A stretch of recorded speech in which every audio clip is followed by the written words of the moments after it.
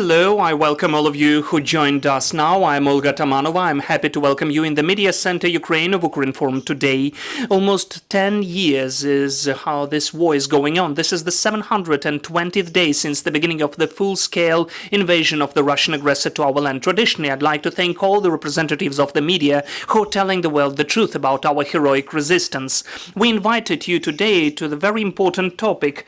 Every year on the 20th of February, we commemorate the memory of the heroes of the Heavenly Hundred. This will be the 10th time already this year, and we will commemorate under the conditions of war, so we'll face our own challenges. During the conference, which we invited you to, we will be speaking about the program which we prepared to commemorate the memory of our heroes. We will be speaking about the information and social campaigns and about the key topics which are offered by our speakers today for the use to commemorate this day and our heroes. So I would like to introduce our speakers today. Today we have Rostislav Karandeev, Acting First Deputy Minister of Culture and Information Policy, Ihor Hordiychuk, Major General of the Armed Forces of Ukraine, Hero of Ukraine, Deputy Head of the National Defense University of Ukraine.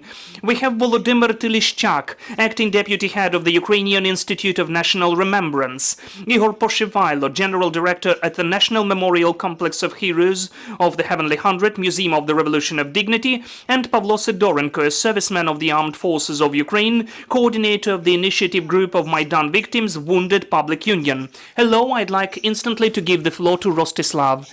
Please, let us begin. So what do we plan? Thank you so much. Hello, dear colleagues, dear participants of our meeting. Undoubtedly, the key is the slogan which is in the name, and the objective for all of the events which will take place to commemorate the Day of the Heroes of Heavenly Hundred. We are committed to this memory, the memory of the heroes. We are committed to their heroism. And moreover, I think that to go on with this slogan, which drives our attention to this topic and brings us back in our memory to the events of 10 years ago, that we will still be committed to the memory. We will be committed to the values which the heroes bear, not only of the Revolution of Dignity, but of the current Russo-Ukrainian war. So, altogether, any narrative of any commemoration is connected to the acknowledgement and conclusions. We need to change, and what's more important, to change the future generations of Ukrainians. We should make them better. Without any doubt, this is what we define as the key element of the events which are getting prepared for the commemoration of the memory of the deceased heroes. Our colleagues will tell about that. The 20th of February, as we remember, was one of the most tragic days. 48 of the best Ukrainians perished, the best patriots of our country. Without any doubts, if you remember how hard it was and how sorrowful we were to listen to this information. We couldn't believe that it could take place in Ukraine, and we hoped that those will be our last losses. After that, the victory of Revolution Dignity will allow us to achieve the new European course of development, to achieve the implementation of our visions about other innovative values of our society. But unfortunately, simultaneously, we faced a different challenge, that to overcome our internal adversary, we opened this way for the external enemy, who was using the Ukrainian authorities as their puppet, using this situation illegally and without any respect to the international law and to any human values. They conducted certain measures to invade and to conquer Ukrainians' territories. We are thinking about that on a permanent basis. The retrospective of the events of 10 years ago and the today's events is obvious. So, to bring up the Ukrainian generations as patriots, with the proper attitude towards our country and national values, which were in the hearts of the deceased heroes of the Revolution of Dignities, the heroes of the Heavenly Hundred, and the ones who today are sacrificing, protecting our country, we need to provide the necessary upbringing work. The best is to show examples, the examples of those who lost their lives and showed the highest possible patriotism when the fate of their country was more important than their own fate for them. So the analysis of the events 10 years ago and the analysis of further periods which were before the full-scale invasion is the thing and the affair of the academics, and that's what we'll do. This is one of the key tasks of the Museum of Revolution of Dignity and the academics and scientists who go on with researchers, finding out historical links between multi-year, maybe even 100-year history of relations between Ukraine and Russia and events which are taking place today. But we have to, and we see it necessary to do whatever is possible to quickly respond to such challenges which exist now. Today, the Ministry of Culture and Information Policy, together with the wider society and other central authorities of executive branch, provide several tasks and their implementation to keep the situation in the country and to preserve the legacy which we have today. First of all, the people.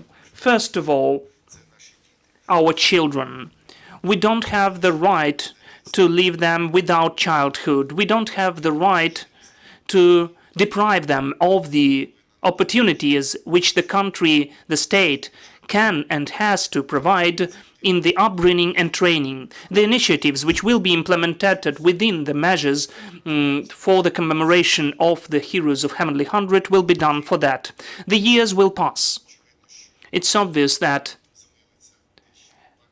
our memory will become vague and about the Revolution of Dignity as well.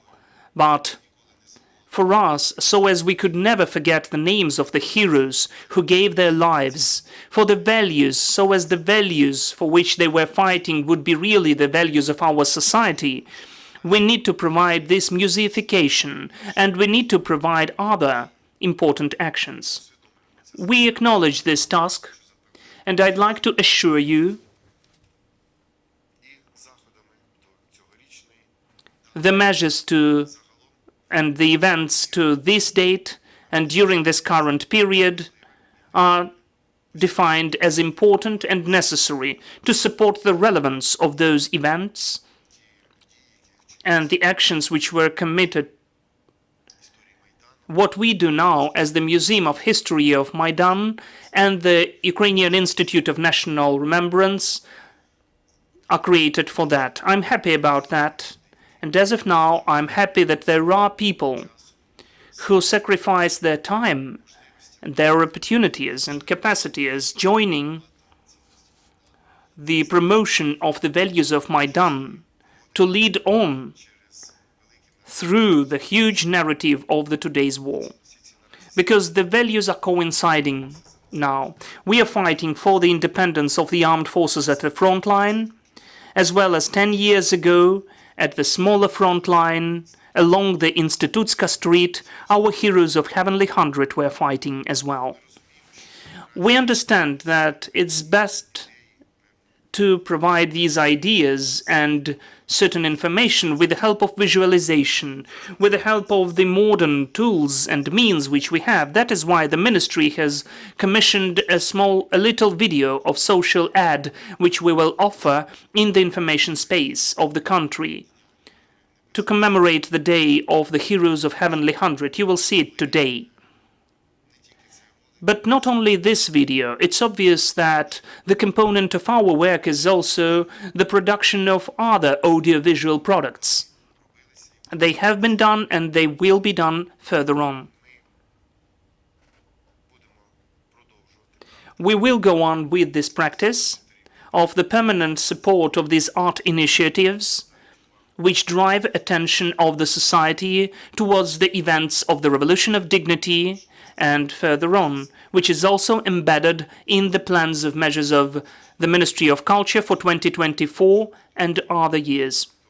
That is why, in this case, we are not stopping with our activity in our daily work. At this date, the date for the Heroes of Heavenly 100, and we think it's important for us, as well as in the educational and upbringing process and in the process of cultural production, there should be the permanent production of the national patriotic products, which would allow us further on to provide the formation and upbringing of our youth, our further next generations, in the values of Maidan. So please, the organizers of our meeting, could you show this video, which will be disseminated and spread over the media channels, and my colleagues can tell more details about the program which has been prepared by the Ukrainian Institute of National Remembrance and the Museum of Revolution of Dignity for the date of commemoration of the Heroes of Heavenly 100 on the 20th of February. Thank you, Rostislav, and I would ask our support technical team to show this video. You're with us every day, every hour, every moment, every fight, every combat and shot, every step forward. You are with us, in the air, in the work, in the memory, in our pride, in our hatred, in our consciousness. You are inspiring and pushing us forward. You are don't let us put up with anything.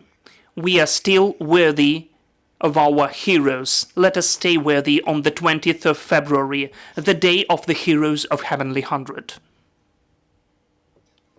Thank you, Ihor. The question to you. Rostislav just said that we have to train our further generations, focusing on the deeds, heroic actions which were done to preserve our freedom, our dignity. So do we cope with this task now? Do we cope to implement it in the Institute program? The mic, please. It's a question to me, right? Yes, thank you. Hello, dear ladies and gentlemen. I wish you health and glory to Ukraine, glory to the heroes. I'm Major General Ihor Hordiychuk of the Armed Forces. For more than 7 years, I had an honor to be the head of the Lyceum named after Ivan Bohun. I was working with the youth of the 7th to 10th grades. Those are the youngest who put on the uniform, and then 90% and more are becoming the officers of the Armed Forces and other defense forces of Ukraine. Now our Lyceum is the component of the National Institute of National Defense University, and now I'm the deputy head, working with the youngest of 13 to 17 years and the older, the officers of higher ranks, including the cadets. We are working with all the categories, paying more attention to the youth. We have our expectations and hopes on them. So I'd like to express my gratitude to all the organizers, including the Mr. Acting Deputy Minister and all the organizers and participants, because the most important for us is to preserve and to disseminate this memory for the younger generation. We have the highest hopes for them because it's hard to work. I do remember when Maidan was starting, I was in the main command center which was created. We were trying to influence the situation in the Crimea as well, but it was a bit too late. So we didn't have anyone to work with. All the connections were cut, and whoever was staying there, they were already paralyzed. They were not capable to accomplish any missions. But what was the most important thing which we coped with? We were not that numerous. The senior officers in the general staff and command center, not to allow the armed forces get against the people of Ukraine. I had the honor to be one of the few in the initiative group where we had to convince the command commandment that the armed forces should be with the people. This was one of the most important tasks which we accomplished, and the armed forces stayed faithful to their oath and the people of Ukraine, which sped up and made us closer to the victory of Euromaidan, the revolution of dignity, and minimized the losses. Of course, it does not take away the responsibility from the criminal regime of Yanukovych, which, as it was just mentioned, managed from the external terrorists and Russian fascists. And the historians need to find out, since 1991, since the restoration of our independence on the 24th of August, we had the best starting positions, but we failed to use them during all the 30-plus years. But now one of our important tasks today is to look at this high price of blood which is paid by our guys and ladies who are at the front line. Thanks to them, we have the opportunity. You do remember the enemy's plans to revenge, to have the revenge after the previous events. So thanks to the guys and ladies who are at the front line with their hardest job, and here, even in Kiev, we can see terrorist attacks, that we should stand and win. The second component of the victory is the unity of the whole people. You do remember the enemy is trying to make us separate when it used to be more than 100 years ago. And we have high hopes for our media and information consciousness. We don't have any other Ukraine. We are not trying to hold for our positions, but for the idea, for Ukraine. And the third component is international support, because unfortunately the dictatorship regimes are more united. Iran, Muscovy, China, North Korea turned out to be more united than the whole world. Not a single institution, including the EU and NATO, were able to resist. The whole world civilization is relying upon Ukraine. So we need to go on with this fight. We, the National Defense University, are upbringing the youth according to the values of the participants of the revolutions of dignity. They did the hardest. They broke through the information and economic blockade, and we are going the same path. Whatever it may seem hard, we still have to go on till the victory, though it may seem hard. The majority, 80+%, have already been salvaged. So yes, the price is very high, but the alternative, maybe I shouldn't say like that, but the reality is that 80 to 20, that we will save the population and the country. But if we put up with that, it will be vice versa. We'll be in Siberia, we'll have famine again. So I'm incredibly grateful for the invitation. And I do call to you, let us go on with this fight, which was inspired by the sacrifices of the Heavenly Hundred. They changed the perception of the senior officers who were the commanders of the units. They did not join the police and they did not go against the people of Ukraine. I thank all of you, including the ones who are at the front line, and of course, rest in peace those who are already not with us. Glory to Ukraine, glory to the heroes. Thank you, Major General. Volodymyr, the question is to you. We understand that February, unfortunately, has really several painful dates for us.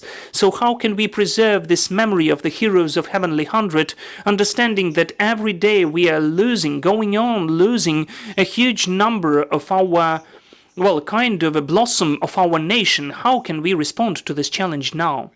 Good day. Thank you for the question. First and foremost, we cannot and we don't have any right, and it would be not reasonable to separate or moreover juxtapose the losses which we used to have then and the losses which we have now. Because those are the losses which are hard and painful as well, which Ukraine is having fighting for all of these 10 years for our freedom and independence from the Russian aggressor. So, in fact, we can say that the sacrifices, the people who died at Maidan are the first sacrifices, the first heroes of resistance against Russian aggression. Because, in fact, the Revolution of Dignity used to be the first victory of Ukraine in this war against the Russian aggressor, which stopped the hybrid occupation of Ukraine. After the defeat at Maidan, the Russian regime decided to make something more a kind of an action of despair with an open aggression. So it's obvious that our memory about the heroes of Heavenly Hundred and all the defenders of Ukraine is sacred. It cannot be kind of forgotten, and so on. If we say how we can commemorate and preserve the memory, we have already a certain answer. Last year, when we ordered the sociological survey, and we also posed a question, among others, what, in your opinion, is or will be the best commemoration of the memory of the heroes of Heavenly Hundred? And more than 50% of citizens chose the answer, the real reforms in the country and overcoming of corruption. And the second answer was, finally, verdicts in the cases of Maidan and, in fact, jail for the ones who are to blame. So the reforms and accession to the EU, the victory over the Russian aggressor, will be today the best reflection of our memory about those heroes. But it's obvious that it does not diminish the importance of the daily work, that the memory about the heroes of Heavenly Hundreds, the heroes of Russo-Ukrainian War, all the heroes of Russo-Ukrainian War should be preserved and alive. And so the huge gratitude goes to the Museum of Revolution of Dignity, which is working for this memory to be preserved and living, not just living, but with its academic and scientific researches and other work on preservation of memory, commemoration. And this program, which we are presenting today together, first of all, is the work of the Museum of Revolution of Dignity, which is working on that and offered such an program even under such conditions of the martial law, when we don't have the opportunity to commemorate the heroes as it should be, appropriately. But we are conducting certain measures and events which are committed to remind the whole society about the heroes. The resistance started with them. Ihor, let us tell more about the program. Thank you. Glory to Ukraine. Glory to the heroes. My gratitude goes to our warriors and soldiers of the armed forces and defense forces for the opportunity to preserve memory about the first heroes, not the sacrifices, but the heroes. Why is this program important? Because it's not just for the memory heritage. It's not a cult approach. It's vice versa. It's a certain weapon as well, because Russian Federation is still going on with its attempts to distort the history of the events of Revolution of Dignity, to humiliate the participants of the Maidan events, to humiliate the heroes of Heavenly Hundred. On the other hand, the memory and understanding of these events is really a very powerful shift in the consciousness, what General Hordiychuk said, because the events of Maidan changed our consciousness. And commemorating the memory of the heroes of Heavenly Hundred, we are commemorating the memory of the heroes who are protecting Ukraine now.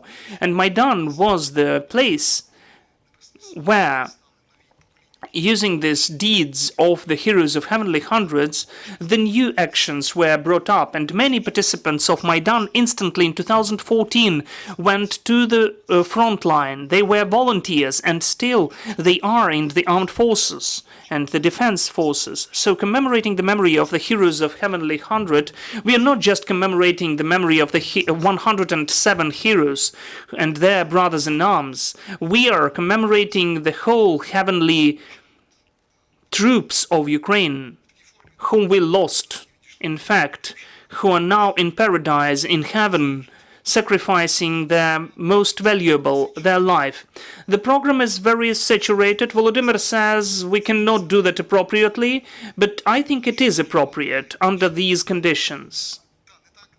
It's not how we'd like it to be, but still the sociological surveys and the attitude towards this event tell us not about the massive character, but about the depth of understanding and your own participation of the perception of these events, because the sociological surveys, which were timely initiated by the Institute of Remembrance, and even the attitude of the people and understanding of these events witnesses that those events are becoming even more relevant. We thought, and we were worried about that, because before the full-scale invasion, the surveys showed that those events are not relevant, not only for our Western partners, but for Ukrainians as well. The reasons are obvious. There was some disappointment in the speed and quality of reforms in Ukraine, the legal and investigative actions. There was disappointment in the quick and speedy changes, which should be much more radical and of higher quality. But on the other hand, we can see that many people are trying to understand what took place at Maidan. And today, not only the Ukrainian society, but the law enforcement authorities as well are providing certain investigative actions. There is certain evidence that in 2014 there was an aggression act by Russian Federation against Ukraine. And it tells us that it's not the metaphor. We say that the war started at Maidan, the war of Ukraine for its own freedom against the Russian aggression. The act of aggression was conducted even then. That is why our program is a kind of multi-level. It is created for different audiences. It includes the traditional commemorative practices with from the communicative form of memory. They are transformed into the cultural form, from the grassroots initiative, which is shaping certain commemorative approaches. And the regional approach is very important. Rostislav presented the video. The Ministry of Culture and the Museum of Maidan have developed social ad, which can be found in Kiev, and we hope it will reach the regions. It's not only the attempt to formally remind about this event, but to make it more relevant, to make the relevant events more sufficient and substantial for the today's events. What's important? On the 18th, 19th, and 20th, we have the epicenter of these events. So on the 18th of February in Mariinsky Park at 12 p.m., we'll have the event to commemorate the deceased. The movement of Ukrainian Patriotic Alternative conducts this annual meeting at the crossroads of Grushevsky and Kripasnoy bylane. This day starts with the commemoration, the public event in Mariinsky Park, and we'll have the evening mass to commemorate the memory of heroes of Heavenly Hundred in St. Michael's Church at 4 p.m. After the mass, we'll have the traditional march of memory from St. Michael's Church to the alley of the heroes of Heavenly Hundred. During this day, the Information Center of the Museum of Maidan at 1 p.m. we invite to commemorate the memory of Taras Matveyev, who is also the Maidan activist, the warrior of the Ukrainian army who died in 2020 at the Russo-Ukrainian War. It will be at 1 p.m. He is worthy of morning sun. This will be the presentation about our unique compatriot Taras Matveyev. On the 19th of February, an important event, we are opening the exhibition of the Belgian photo artist Jim Sumkai, and the name of this is exhibition, Kiev 2014, The Comeback. It will be done simultaneously in Kiev and Brussels in Euro Parliament. It's also important for us to drive attention of our European partners towards the deeper understanding of what is taking place here today. This exhibition will take place at Kontraktova Square, at the commemorative platform of the Ukrainian Institute of Remembrance. We invite you to the opening at 2 p.m. on the 19th of February, Kontraktova Square. The same day, we'll have a very important event with our partners, the network of Docu Club and Docu Days organization. In the Information Exhibition Center of the Museum of Maidan, we will show one more significant film about Maidan, Euromaidan Rough Cut. This is done by Rostislav who is from Kherson, and this will be the collective art project who will tell about Maidan, which is very interesting and deep, which is done by DocuDays. On the 19th of February, that's it. Let's move to the 20th. In the morning, traditionally, we'll have the ceremony of commemoration of the memory of the heroes of Heavenly Hundred at the alley. Pavlo Sidorenko is one of the initiators to conduct this ceremony at the day. It's nice that we have several partners. The Kiev Seminary of the Ukrainian Greek Catholic Church and the Ministry of Defense of Ukraine are taking part in that. This ceremony was provided on the initiative of the families of the heroes of Heavenly Hundred and the Museum of Maidan several years ago. This is not a chaotic commemoration. This is already the state confirmed by some canon ceremony. And what's important, after that, traditionally, we have a kind of a people's emotional, deep meeting and a kind of a silent event, the Angels of Memory.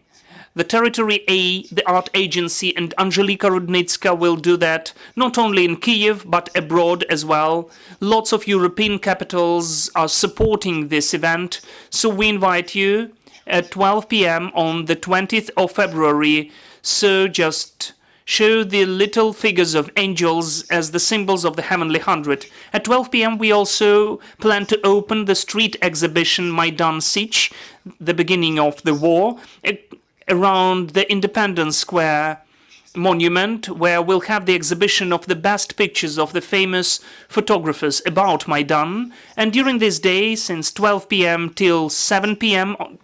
on the 20th of February, the Tuesday, the working day, we'll go on with the exhibition of the earthly ways of Heavenly Hundred. In my opinion, it's one of the most powerful exhibitions about the Heavenly Hundred, which allows to delve deeper into their fates. Those are tiny stories which are based upon very specific, their personal belongings provided by the families of the heroes of Heavenly Hundred and also by the Prosecutor General's office. This exhibition is already taking place since January at Bogdan Khmelnytsky Street 7, the whole third floor. If you did not visit it, please go there because it will take place till the 25th of February. From 10 a.m. till 6 p.m. at Ukrinform here, we'll have the media marathon, which will focus upon the analysis of the 10 years of Russian aggression, the Ukrainian way towards justice, Maidan, Crimea, the East, the full-scale invasion. One of the morning sessions in particular will dwell upon the topic of justice. We will consider the issue of the Maidan cases and justice, its perspectives, so I sincerely invite you. On the 22nd of February, the Museum of Maidan is inviting you to the Information Center at Independence Square. We'll have a thematic evening, the song which has become Requiem.